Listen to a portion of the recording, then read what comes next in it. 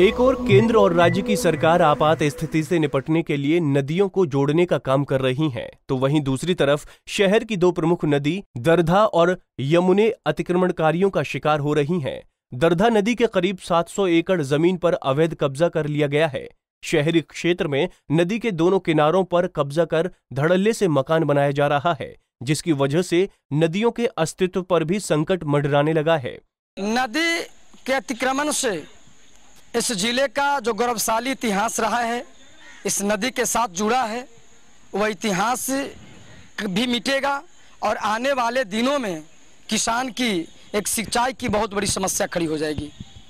Water layer का क्या हाल होगा शहर? और खास करके नदी में जब पानी होती है तो भूगर्भ जल स्तर है वह बरकरार होता है और लोगों को कम पैसे में से खास करके पानी अवेलेबल हो जाता है, तो आगे चल करके नदी के अतिक्रमण के वजह से पेयजल की भी गंभीर संकट समस्या पैदा होगा।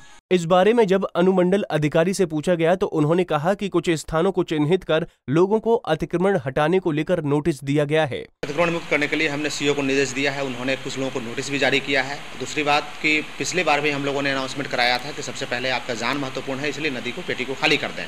इस बार हम लोग अतिक्रमण के नोटिस के बाद हम लोग उसको अतिक्रमण को खाली कराएंगे। जहानाबाद शहरी क्षेत्र में बहने वाली नदियों के संरक्षण को लेकर प्रशासन पूरी तरह लापरवाह है।